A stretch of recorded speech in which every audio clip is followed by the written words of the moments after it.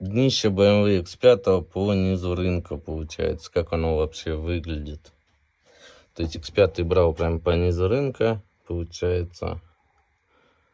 Там гнили не особо прям много. Страдают вот эти вот места. Пороги страдают очень сильно. Коробка с раздаткой контрактные стоят, поэтому еще более-менее как-то выглядят нормально. По мотору сальники где-то подтекают. По подвеске за 3000 километров я только заменил вот этот сайлентблок нижнего рычага. И все. То есть, а так вот, такой вот вид будет у X5 по низу рынка. В лучшем случае.